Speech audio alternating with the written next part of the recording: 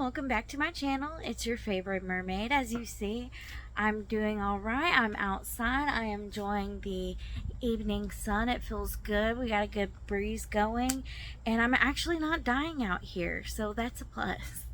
I'm sorry I haven't uploaded for a while, but it's been a rough week. I was doing fine Monday and Tuesday, but once Wednesday hit, it all just started to spiral downhill from there. So, I'm wondering if this is my October slide. This being my first year with POTS, I'd love to hear back from all my other Potsies and see if we're in a similar slide. You know the saying, misery loves company, so we can be miserable together. Wednesday, I woke up with a terrible headache and massive light sensitivity. Of course, I took all my meds and drank my liquid IV as usual, but nothing helped. I basically stayed under the covers all day. I tried to just get up and function, but the headache just made everything worse, and everything was pounding, and the pounding gave me dizziness and made me nauseous. So I listened to my body and I got back in the bed. So around 5-ish in the afternoon, I started to have temperature fluctuations. One minute I was freezing, having chills everywhere, and the next I was sweating and having to change from a t-shirt to a tank top. It was weird to even sweat because I haven't sweat since before POTS. For those that don't know, due to the malfunction of the autonomic nervous system in POTS patients, it can cause too much or too little sweating. And I am definitely not complaining about not sweating for all this time. So when my temperature started fluctuating, it didn't stop for the rest of the night. Then when it came time for bed, my restless legs syndrome started to act up. So on top of going from hot to cold, I'm now kicking and beating my legs for some relief.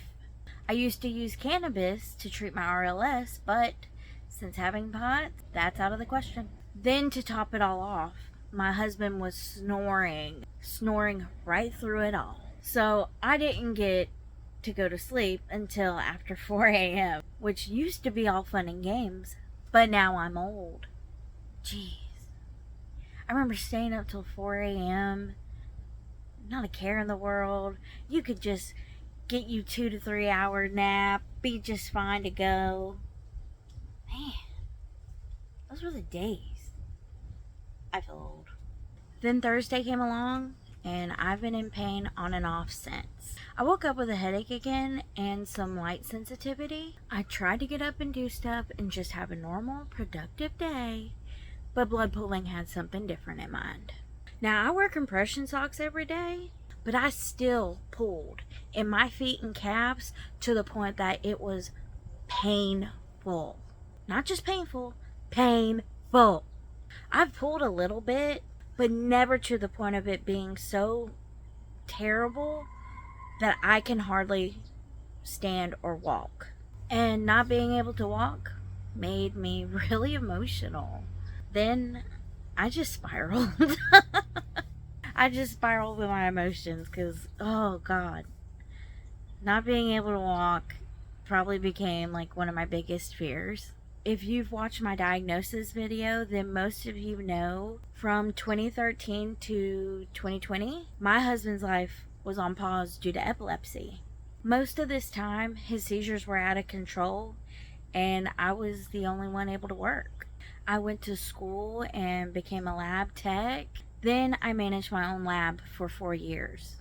I worked a year by myself during the pandemic, and it took a toll on me mentally and physically. I worked crazy hours, never had time to eat breakfast or lunch or to just stop and use the bathroom. My life consisted of wake up, work nonstop, go home, shed my scrubs outside because I was testing people for COVID every day, shower, eat my one and only meal of the day, which was dinner, then go to sleep because I was dead tired. Then the cycle would start all over again when I woke up the next day. Working the pandemic by yourself is no joke. And yes, I mean by myself. The days I had any help were far and few in between. And on top of dealing with patients who forgot their manners and humanity when they came to me to get tested, a year of that was enough for me. My husband got a job in October of 2020, and I resigned from mine in February of 2021. When I resigned, I had to do some research to figure out which school would be the best and most affordable to get my funeral service education degree. I had found my school and had to wait until the next spring to start because that's the only time you get to enroll in those courses, was that one semester. I had my future lined up and I was ready to get started. I was cleaning new construction houses on the side to contribute to our finances, but I was ready for this next chapter in my future. Then, right before school was fixing to start, I ended up with POTS. So I spent Thursday wallowing in my own sorrows. I was so upset that our lives were back on pause and we'll never get to reach our dream goals of buying our own house and traveling to the Caribbean, or the most painful one of all, having our own kids. It's painful and sensitive because we had the same worries when his epilepsy was out of control, not knowing if it could be hereditary, and he worried about being able to even hold his own child. And also, I'm adopted. My grandparents adopted me when I was a year old from their youngest and second born child. After she had me, it took my birth mother 4 years to have her second child, which is my brother. A few years after that, she met my stepdad, married him, then had my 2 sisters right after that. It turns out my birth mother is a binge drug addict, and he entered her life during a clean period of her life. He kept her on the straight and narrow as good as he could until he passed away in 2009. After that, she fell off the deep end, and my parents finally realized she was a drug addict. Then they took in my siblings as well. I didn't know when I was a kid that I was taking care of my siblings when she told me to, because she was either on drugs or knocked out, or was leaving me with them while my stepdad worked 3 jobs just to keep a roof over our heads. He passed away my freshman year of high school, 7 months after Joshua and I started dating, and a few months after me putting all the pieces together that she was in fact a drug addict. So here I was as a kid, raising kids, and when my parents took them in, they were 7 and 8 years old. My parents adopted me when they were 40, so I didn't feel like it was fair to them to have to start all over again. At 15 years old, with the help of my parents, we took over raising my sisters while my brother went to go live with his father. Josh came into my life at a very pivotal moment, and alongside my dad, became that male role model that they needed. Now, we don't regret raising my sisters. I consider them my kids, and I am so proud of them for overcoming all of the struggles we endured as kids and rising above that life that we had. But it's a sensitive spot for my husband and I because we just didn't get to raise our own kids from birth. We both want a family, but we want to be responsible parents. Not just have kids and watch them struggle, or them watch us struggle due to our own selfish wants. So, least to say, I was stuck in my head all day. I was stuck in my head, I was stuck in my bed all day. Just me and my broken dreams and tears. My husband came home from work, and he was my rock for the rest of the day. He loved my broken heart back together with snuggles, Halloween movies, and beef and noodles from the crock pot. He knows what my soul needs before I do. Now, Friday was a little hectic. I thought I was going to be left home alone. My parents went to Alabama to see their oldest child and firstborn. I haven't been left alone since before being diagnosed, and honestly, I'm actually scared to be alone. I know it's something I have to get over, but I'm terrified of something happening and no one being around if or when it happens. I think I'm so scared because it affects my heart. I don't know. Damn trauma. But my youngest sister, she stayed home with me.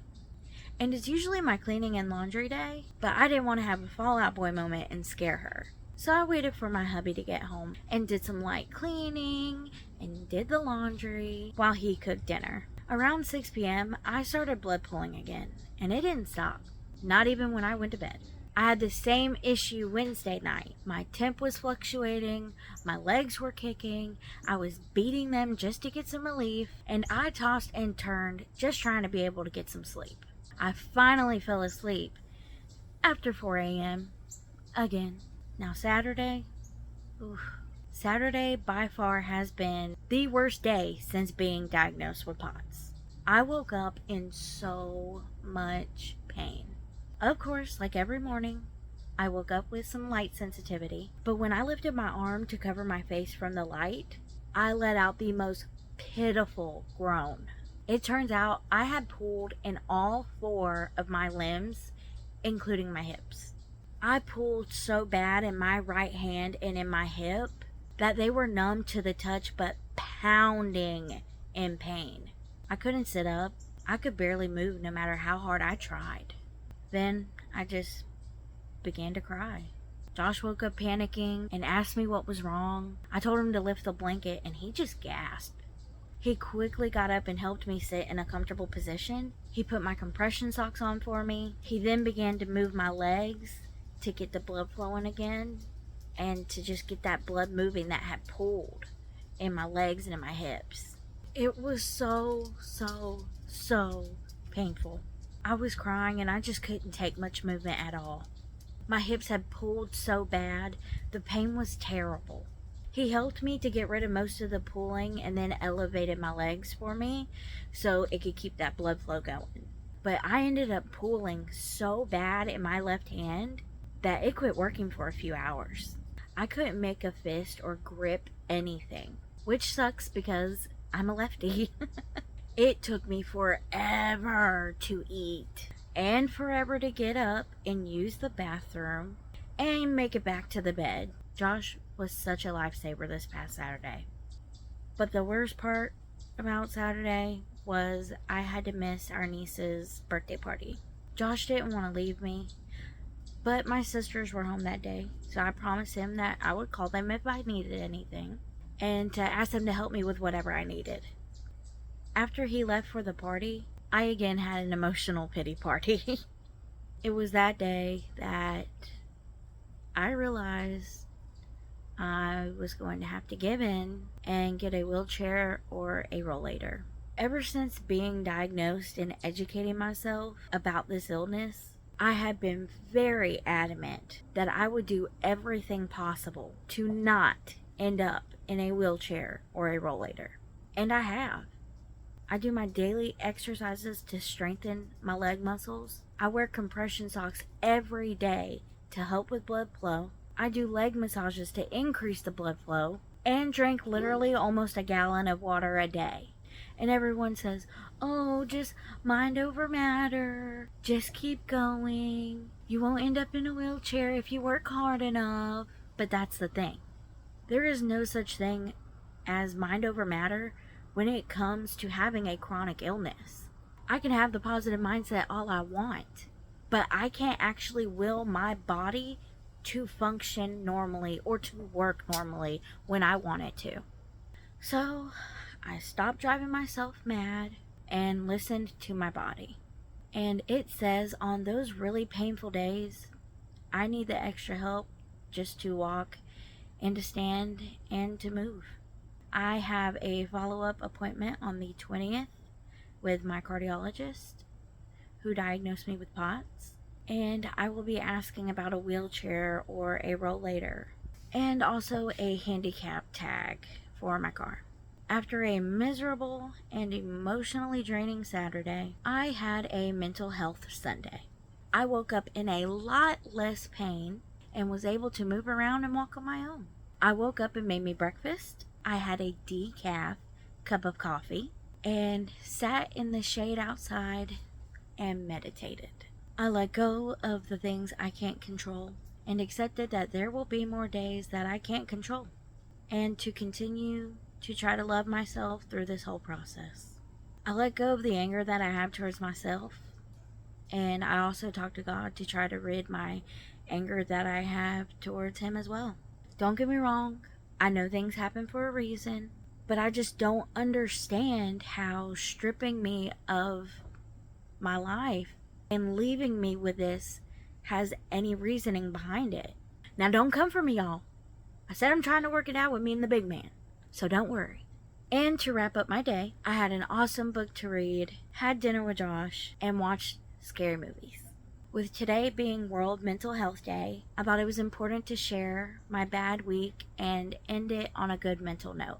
Although I missed my niece's birthday, one of her gifts didn't come in time from Etsy, so I'll hopefully see her when it comes in and we get to hang out with her.